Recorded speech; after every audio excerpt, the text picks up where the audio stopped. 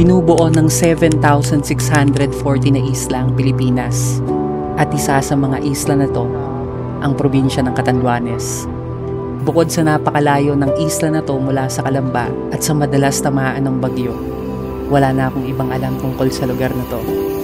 Hindi ko alam na Happy Island and Land of the Howling Winds pala ang tawag ng karamihan dito. Hindi ko din alam na Malabatanes din pala ang lugar na to dahil sa sobrang daming magagandang kabundukan at view na makikita mo. At higit sa lahat, hindi ko alam na walang patag sa isla ng Catanduanes.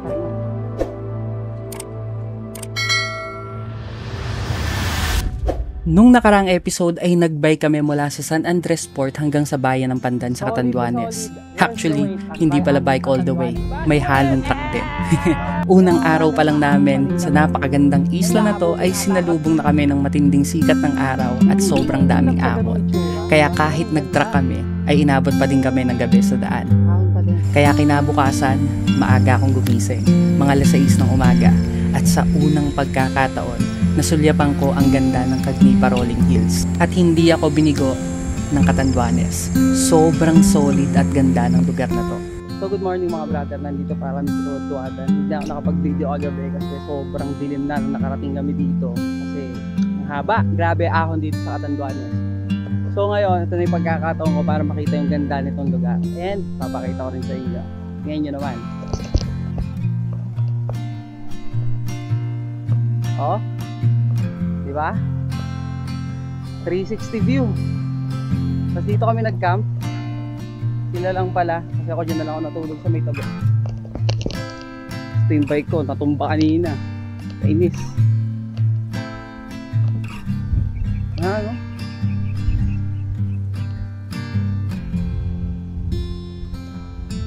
Tapos ito yung bababa namin. Diyan kami bababa mamaya. And struggle yan.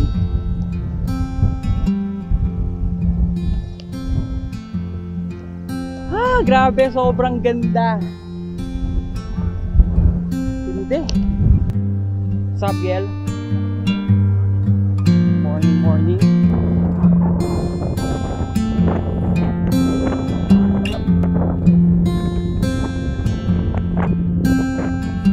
Naglakad-lakad ako para makita ng husto ang ganda ng Cagnipa Rolling Hills. Hindi sapat ang salitang maganda para ilarawan ang mga view na nakikita ko. Alam mo yun, para siyang isang paraiso ng langit sa ibabaw ng isla na to. At ito yung isang patunay na sulit lahat ng hirap at pagod namin para lang mapuntahan ang lugar na to. Minsan lang natin mararanasan at makikita ang gantong napakagandang lugar. Kaya hanggat maaari, sulitin natin ang bawat minuto na naandito tayo. Damhin mo yung kapayapaan ng lugar at iukit mo sa iyong memorya yung kagandahan na nakikita mo.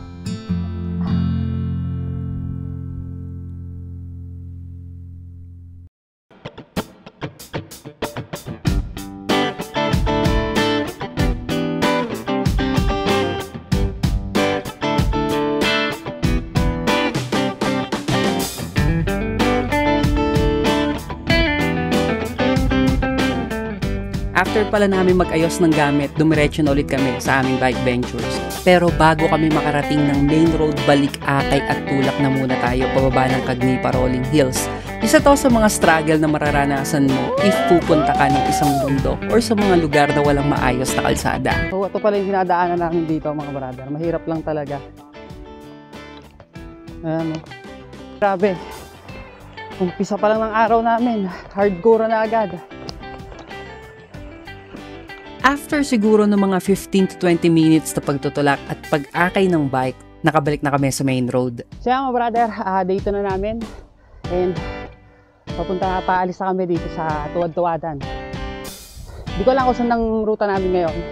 Malalaman natin mamaya. Pero ang alam ko, it's more than 120 kilometers hanggang sa next point.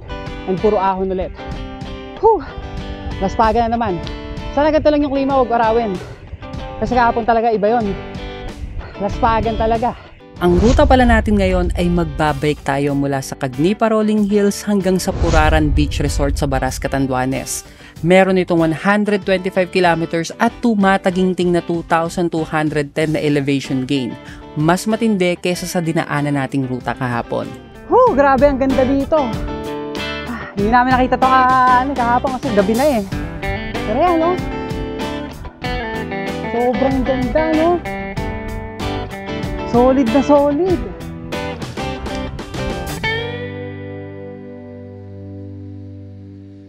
Grabe. Umpisa pa lang, puro ahon na. Grabe din yung lusog. Kalalay tayo. Ganyan, pag hinabol ka nandito. Nalingon mo yun eh, oh.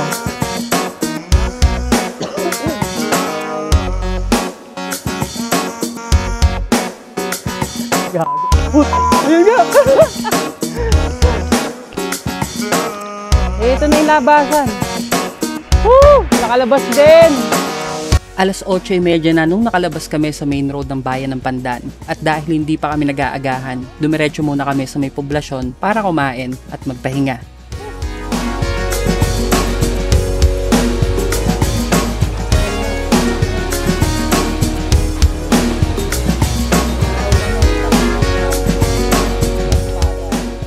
After namin kumain ng agahan at magpahinga, balik padyakan na ulit. At start na rin ng mga matitinding ahon natin papunta sa bayan ng Baras. So yun mga brother, time check alas 7 ng umaga, katapos na namin breakfast. And padiretso kami ng Bubuklaw ata ang tawag. From here, 47 kilometers. And start na ng ahon namin. Ayan, no?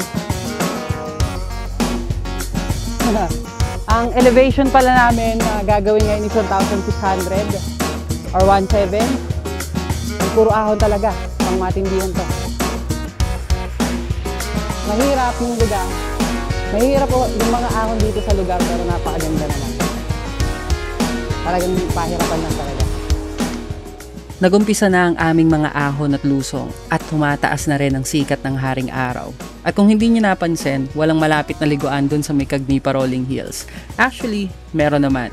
Kaso sobrang layo kung saan kami nag-camp kaya napagdesisyonan na lang namin na along the way na lang kami maliligo. At yung iba, nakiligo na doon sa kinainan namin kanina. Kami naman ay umaasa na may madadaanan na falls or hose sa tabing bundok. At hindi naman kami binigo. Meron kaming nadaanan na hose habang umaahon kaya yon, nag-decide na kami na maligo na muna. Eto, maliligo kami.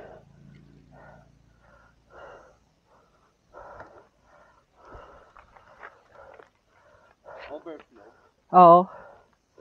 Naku, ngiti! Yan! That's the way I like it. Rigo! So yung mga brother, nakakita kami dito ng parang overflow. So liligo muna kami dito. Sobrang init na. Patayan na naman. Paliguan mo na anak mo!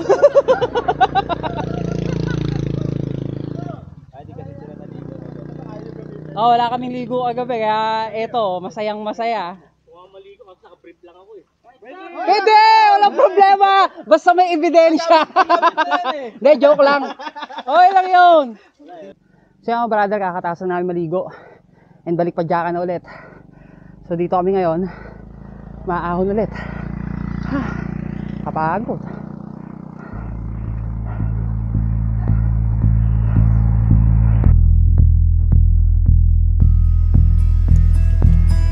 Haba ng ahon namin, no?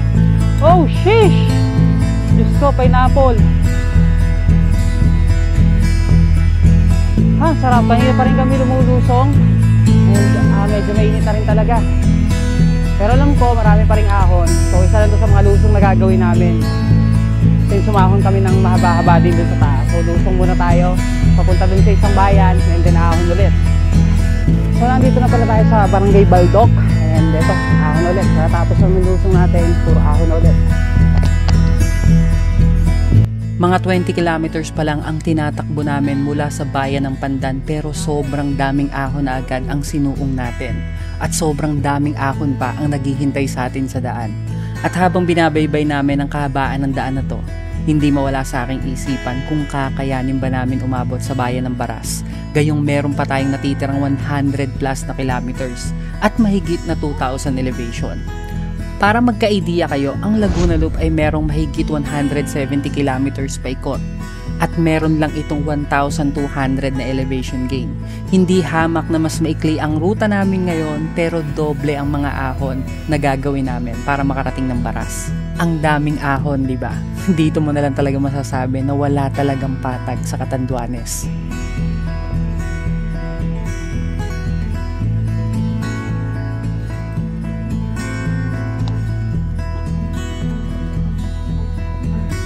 Ayun sila oh.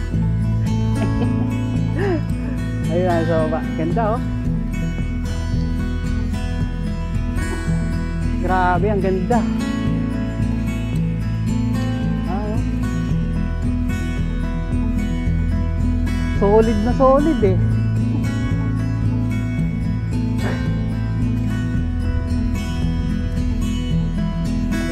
Kaya mga brother, magpapahinga kami ngayon dito sa napakagandang palayan na to. Ito naman, solid. Tapos bibili tayong tubig. After naming magpahinga dyan ng bahagya, balik Padjaka na at balik ahon na ulit. Napakasarap talagang magbike dito sa probinsya ng Catanduanes. Iba't ibang tanawin ang iyong makikita sa bawat kalsada na tatahakin mo. Napakasarap pagmasdan yung asul na dagat sa di kalayuan. Ang napakahabang palayan sa paanan ng kabundukan. Hindi ko talaga maalis sa aking isipan kung gaano kaganda yung isla na to. Para siyang iba't ibang lugar sa Pilipinas na pinagsama-sama sa iisang isla. Grabe, parang Siargao, puro ano, nyug oh. Oh. Solid na solid oh. So nandito pala kami ngayon mga brother sa may San Isidro. Ayan, padiretso na kami. Medyo mataw-taw pa dito.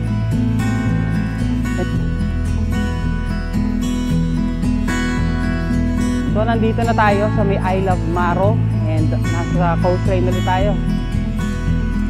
Sayang may viewing deck sana kaso nakasarado. Pagdating namin pala sa Barangay Lourdes sa Pandan, medyo chill pace na ang aming naging takbuhan. Actually, 3 na lang kami na nasa hulihan ng grupo. Ine-enjoy kasi namin yung magagandang tanawin na nakikita namin. At syempre, ginamit ko na rin tong pagkakataon na to para tanungin yung isa nating brother na si Naku sa kanyang opinion sa aming ride sa Catanduanes. Barangay Lourdes sa Pandan. Naku, anong masasabi mo sa Catanduanes? Catanduanes, maganda siya, mahirap lang siya punta kasi Tawid dagat. nung ang Legazpi, tapos nakay siya pa ng Barko, Roro. pero sulit naman. Pero tandaan mo, maganda ang Batanes. Ang Catanduanes, sunog kasi. Oh. Kaso, walang patag sa Walang patag dito. Wala. As in, walang patag dito. Pero sulit lahat ng pagod niyo. Ang gaganda kasi talaga. Ang maganda niyan, suggestion ko lang, kunin niyo ng 5 araw to. As in, 5 araw kayo dito sa island. Or more. O 7 days. Kasi kung kukunin niyo to, parang 3 araw natin kukunin eh, no? Wala, laspagan. 5 to 7 days, sulit na. Kasi ang dami talagang ahon. Gaya nga nasabi ni brother na ako, walang patag sa Catanduanes. walang patag dito. Isa talaga to sa mga tatatak sa isipan mo pag nagbike ka sa isla ng Catanduanes. Oo, napakaganda ng buong isla. Pero most of the time, puro ahon lusong lang ang gagawin mo sa napaka-breathtaking na isla na to. Talagang mawawalan ka ng hininga. Kakaahon. Walang patag sa Catanduanes. Ahon na naman. Ayan oh. Dire-diretso. Diyos ko po, pineapple. Laspagan. Buti hindi mainit ngayon. Hindi katulad kahapon. Sinong nagsabi na patag ang Catanduanes? Diyos ko po, pineapple. Grabe, doon kami dumaan, no? Ayun. Tapos may tuloy na. Grabe.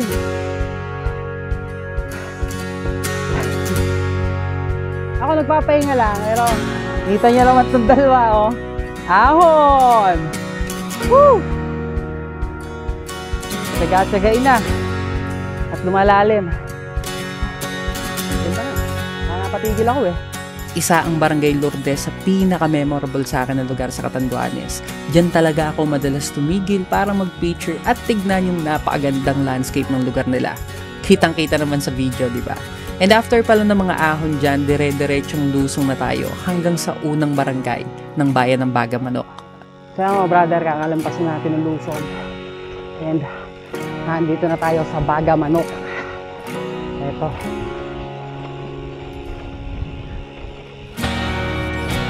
Ayan, Bagamanok na.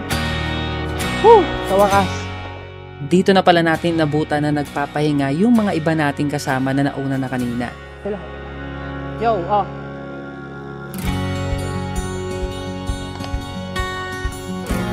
So yan, pahinga muna kami. Nandito kami ngayon sa Bagamanok. And paahon na kami. So yan mga brother, tapos na kami magpahinga. And diretso na kami hanggang dun sa town proper ng Bagamok. And dun na kami kakain ng tanghalian. And itong kasi nila to mga brother, dalawang ahon na daw. So basically, yung bundok na nakikita nyo is yan ang ahunin namin. Dalawang sunod. Grabe ba? Pero kayan, tsagaan lang. Nagumpisa na ang aming mga ahon papunta sa sentro ng Bagamanok. Mula sa tinigilan namin hanggang sa may poblasyon ng Bagamanok ay meron pang 22 kilometers. Tandang-tanda ko pa na isa to sa mga pinakamahirap na ahon namin sa isla ng Catanduanes. 2 bundok ang aming tatagusin para lang makarating sa may poblasyon. Hindi biro yung mga ahon. Dire-diretso na parang hindi natatapos. At ang nagpahirap pa dito, grabe ang tindi ng sikat ng araw sa mga oras na yan. Kaya sobrang laspagan talaga sa ilalim ng sikat ng haring araw. Grabe, tarik.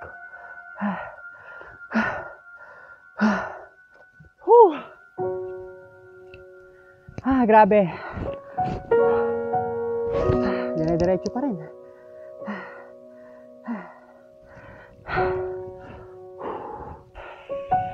So feeling ko tapos na tayo dun sa unang ahon kasi palusong to. Then may isa pa. Yung isa ang mas matindi. Pahinga tayo, recover itong lusong. Hindi naman natin kailangan magmadali ng sobra. I-enjoy natin lahat ng bagay na nakikita natin. Napakasarap. Woo!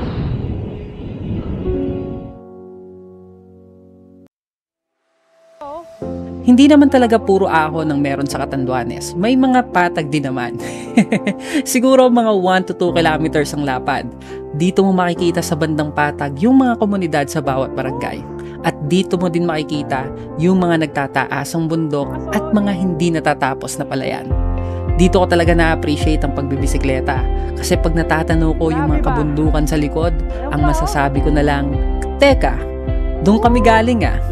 Ito yung bagay na parang binibigyan kanya ng sense of fulfillment. Kala mo nalalaginip ka lang ngayon, mga tipo na papanood mo lang sa movie o kaya nakikita mo sa isang panaginip. Maganda! Grabe! Solid! Ito na yung pangalawang ahon. Ahon ulit! So yung mga brother, nandito na tayo sa pangalawang ahon. Grabe, mas matarik to kaysa doon sa una. Grabe. Sana huwag tumigil. Sumikat yung araw, nakakalaspag to. At sumikat na nga ang haring araw. Sa pangalawang ahon ko talaga naramdaman ang sobrang pagod sa aking katawan. Inabot na kami ng 12:00 ng tanghali sa pag-ahon at grabe yung mga ahon dito. Dire-diretso at halos walang recovery. At ang mahirap pa dito, malapad ang kalsada. Kaya halos walang puno na sisilong sa amin habang umaahon. Nakailang beses kami ng pagpapahinga dito. Sa totoo lang, kada may makikita akong silong, gustong-gusto kong tigilan para mapawi kahit papano yung pagod na nararamdaman ko. Grabe, dire-diretso pa to?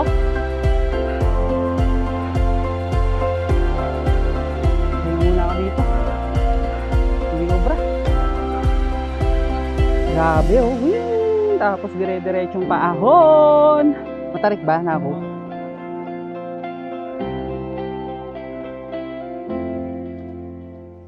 Init na kasi, no? Nasa ahon pa rin. So, nandito pa rin ako sa pangalawang ahon. And akala ko talaga, lusong na. Pero nakita ko to. Nakita ko yung sign na yon.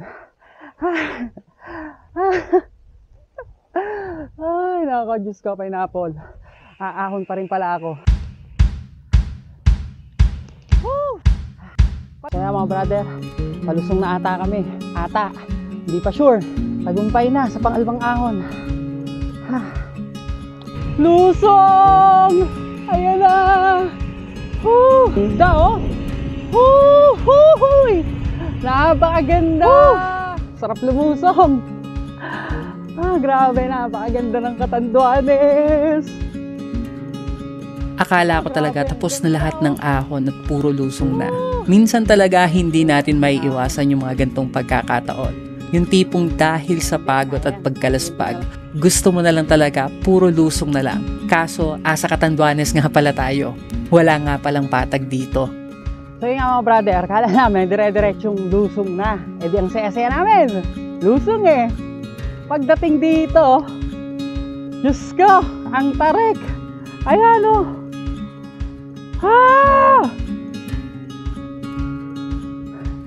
Magbobongk na ako putik. Gutom na ako. Sinagana namin ang mga ahon. Hindi naman kami pwedeng magpahinga dyan ng matagal dahil hindi tayo makakarating sa pupuntahan natin. Ang mahirap pa dyan, mag-aalas 2 na ng hapon, nasa ahon pa din kami at hindi pa kami nagtatanghalian. Talagang gutom na ako sa mga oras na yan, pero kailangan tiisin kasi wala talagang bahayan or tindahan na madadaanan sa part na to ng Baga Manok. At dahil nadaan natin sa tiyaga at pagpupursigi, sa wakas, umabot na tayo dito sa may Bakak.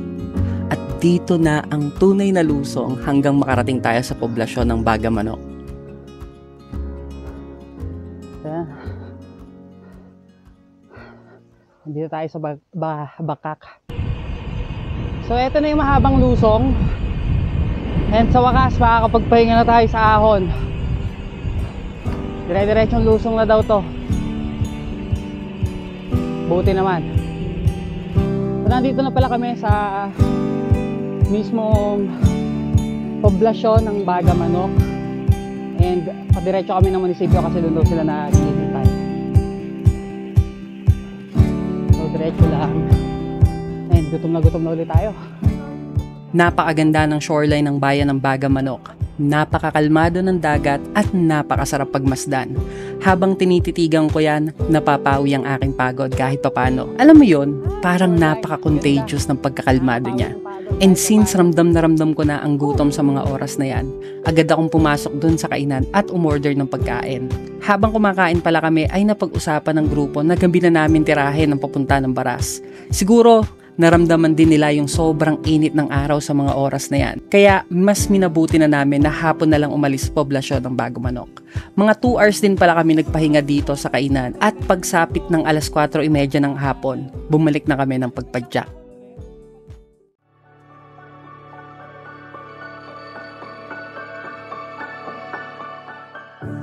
Habang papalis kami sa bayan ng Baga Manok, napagtanto ko na ang pagbibisikleta talaga ang nagbibigay sa akin ng saya. Mahirap, oo. Lalo na sa mga ahon at pag nabibilad ka sa ilalim ng sikat ng araw. Pero iba talaga yung saya at kapayapaan na naibibigay niya. Hindi ko rin mapagkakailan na kung hindi dahil sa bisikleta, hindi ko mapupuntahan ang napakagandang isla na to. 5 taong kong inasam-asam, pero sulit naman ang paghihintay. Dahil napuntaan ko ang Catanduanes na ginagawa ang isang bagay na pinakagusto ko, ang pagbibisikleta. Pagubog na araw pero ang init pa rin ang sikat.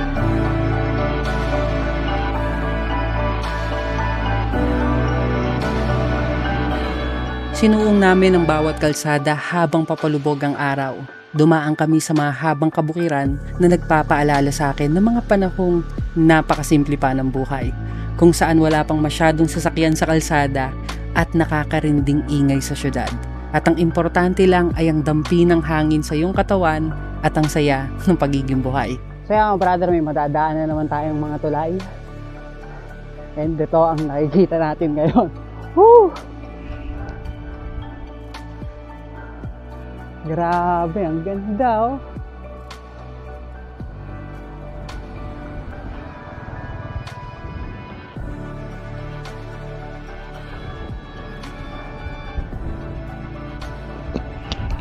Solid na solid eh oh.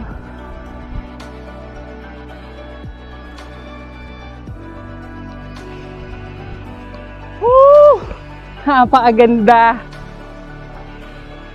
Sheesh!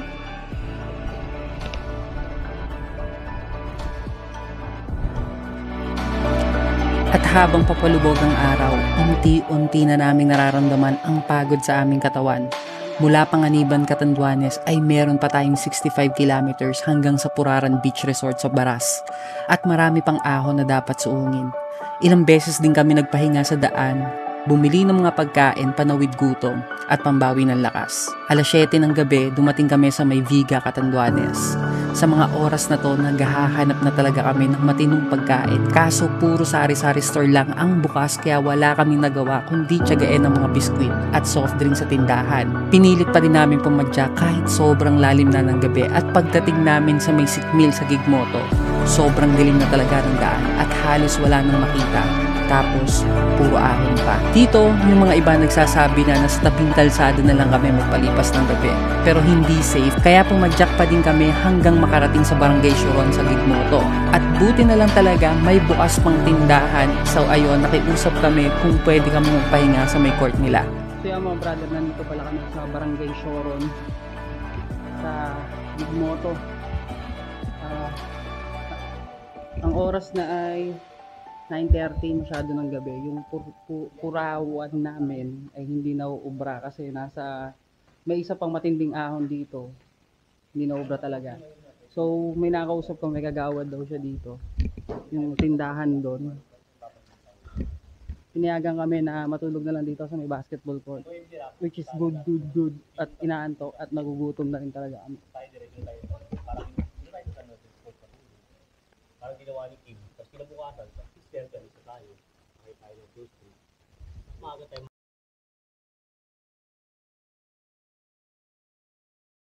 Hindi biro ang naging ruta namin ngayong araw. Maikli, pero pahihirapan ka. Pero sa kabila ng mga ahon, hindi pa rin nawala sa amin ang ma-enjoy ang bawat tanawin na aming nakita. Ang magkwentuhan at magbiroan sa daan. Yun naman talaga ang purpose natin sa pagbibisikleta. Ang maging masaya habang dinadama ang ganda ng kalikasan. Hindi natin maiiwasan ang mahirapan. Pero ang mahalaga, hindi mo sinukuan ang mga hamon sa daan. At sa pagpapatuloy ng aming pag-iikot sa napakagandang isla ng Catanduanes, marami pa ang naghihintay sa aming sorpresa at marami pang pagsubok na kailangang harapin. At higit sa lahat, marami pang ahon na dapat suungin. Ano bang sabi ko sa'yo? Diba, wala talagang patay sa Catanduanes.